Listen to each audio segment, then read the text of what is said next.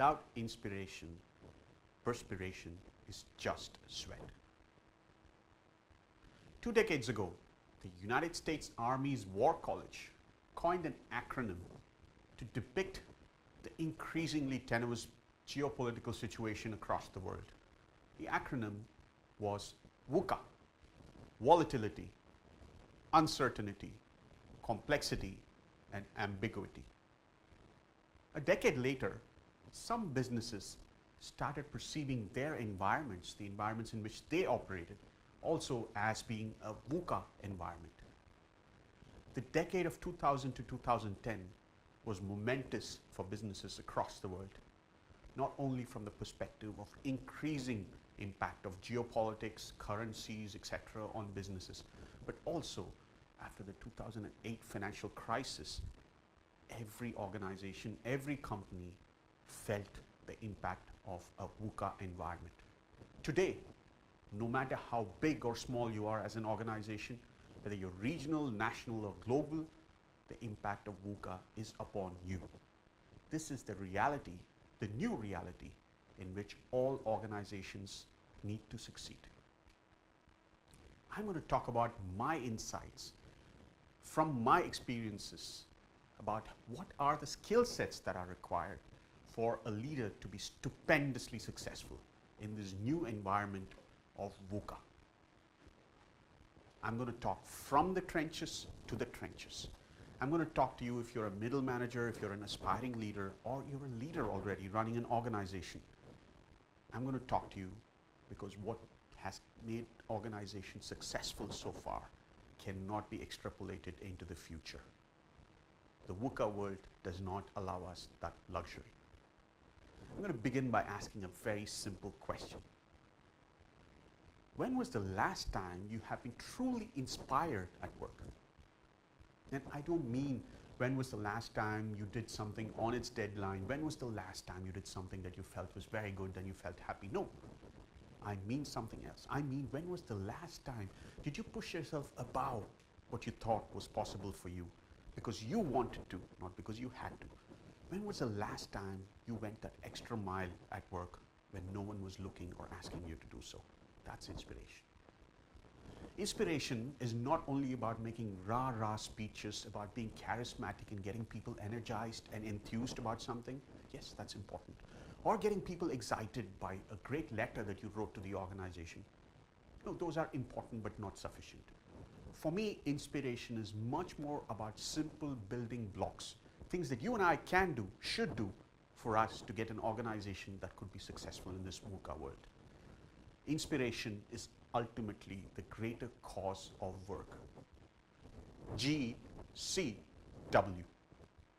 greater cause of work. G as in genuineness. I know some of you may think genius, but no, it's genuineness. Human beings want to connect with other human beings. When was the last time you heard one of your colleagues come into work and say, wow, I have a great computer, I'm totally inspired? No. People don't get inspired by robots. People get inspired by human beings. When you're sitting across the table from someone, you want to connect with that person, and that's what is the basic need for us to be inspired. And particularly, one of the toughest things a leader does is to give negative or bad feedback to someone. Now, when it is done with genuineness and with care, it is well received by the person who's receiving it. In other words, without genuineness, don't aspire for inspiration because it's not going to happen. C is for consistency. As a leader, we make hundreds of decisions over the course of the year, small, big. And organizations are judging their leaders all the time about their decisions. And they're judging them on two simple things: the quality that the decisions are being made on, and the consistency with which the decisions are being made. And I'm not talking about equality. I'm talking about consistency. And I'm all for differentiating decisions based on the situation, based on the people. And the simplest definition I can give for consistency is, with the same set of people, in the same circumstances, are you deciding the same thing every time? Because without consistency, there is no fairness.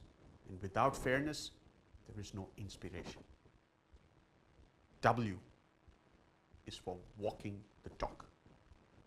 ultimately for me, this is really the litmus test of inspirational leadership. And I'd like to take an illustrative example, one that is that trivial, but nevertheless something we all have encountered when we've worked in organizations. Every organization, through the ebb and flow of business, is confronted with the need either for efficiency improvements, cost reductions.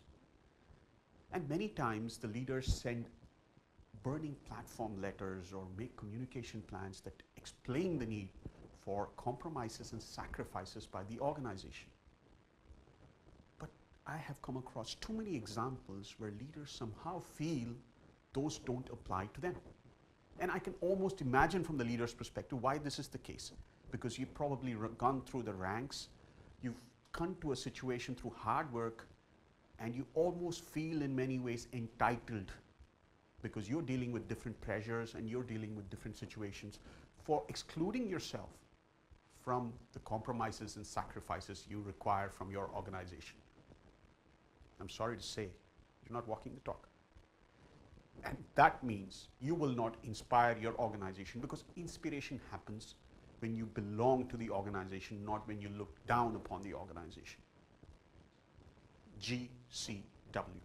Genuineness, consistency, and walking the talk. These are simple building blocks which you and I can implement on a regular basis in our work lives.